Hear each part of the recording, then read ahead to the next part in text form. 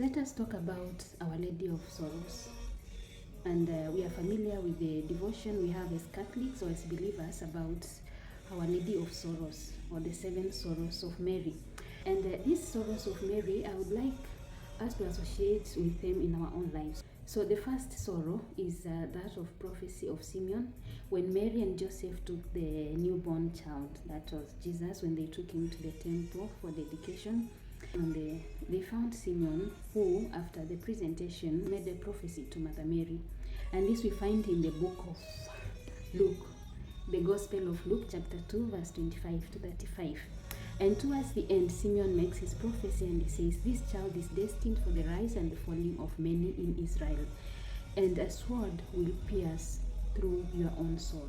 He was talking to Mother Mary. So how does this relate in our own lives? Possibly we have so many prophecies, so many words have been spoken about us, maybe about our future or what we are to become, or even maybe we have been told there's nothing we can change with our own lives. Those prophecies have been made in our lives. So how do we associate with them? Mother Mary had such a prophecy made to her.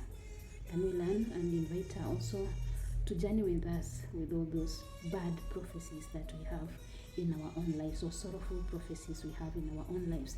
The second sorrow is that of flight into Egypt, and once again we find it in the Bible, Matthew chapter 2, verse 13 to verse 18. This was shortly after the birth of Jesus, when Herod was killing the newborn boys because he was afraid of being overthrown.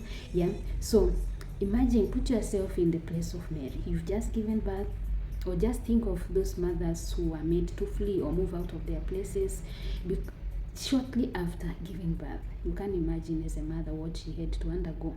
So this was the second sorrow of Mother Mary. She had to undergo when she had to become a migrant with the newborn baby Jesus and Joseph in Egypt.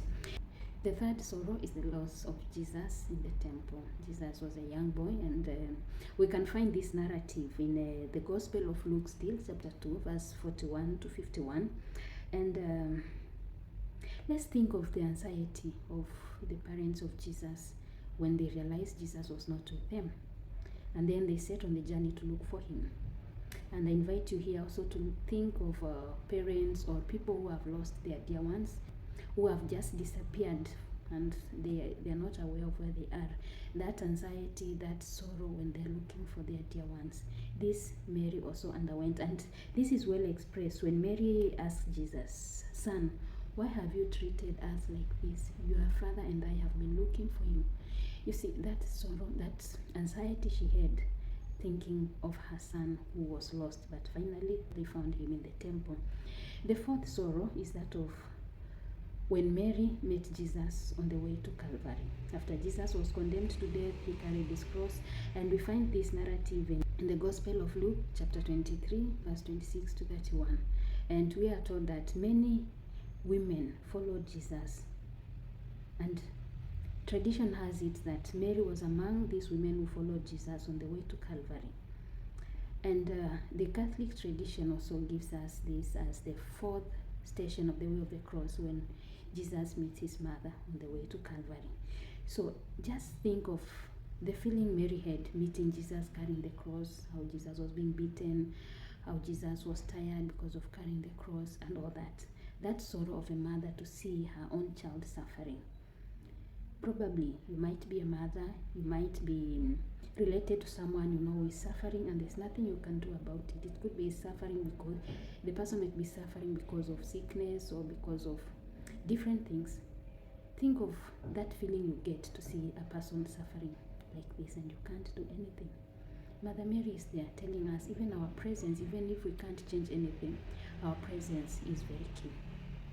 The fifth sorrow is that of crucifixion of Jesus, and we find it on the Gospel of John, chapter 19, verse 25 to 30. And here we see Mary at the foot of the cross. Imagine the feeling Mary had looking at her only son dying on the cross.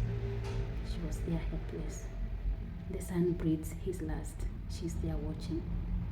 Let us think of those moments, or of those persons who are subjected to see their dear ones breathe their last those who are accompanying their dying beloved ones.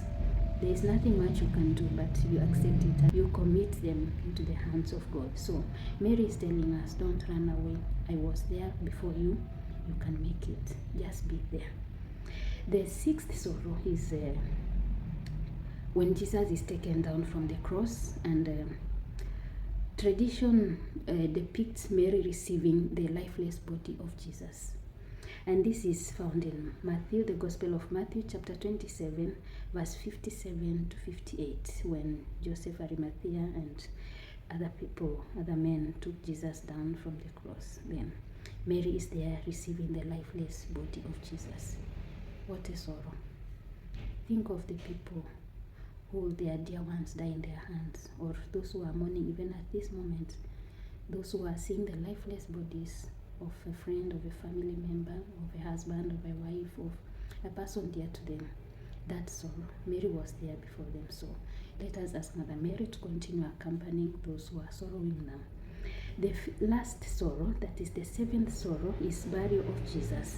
The Gospel of Luke, chapter 23, verse 50 to 56. We are told that women who had come with Jesus from Galilee followed and saw where he was buried, or where he was laid. And Mary is believed to be among these women, as well as Mary Magdalene. But today we are focusing on Mary, mother of Jesus. So imagine that sorrow of paying your last respects, of burying someone who is dear to you. This was the sorrow of Mary. This was the seventh sorrow of Mary.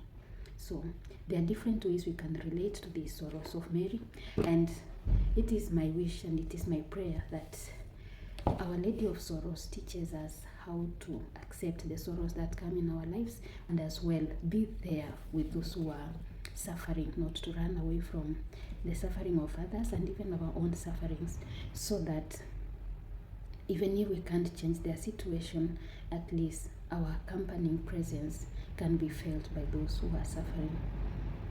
Happy Feast of Our Lady of Sorrows.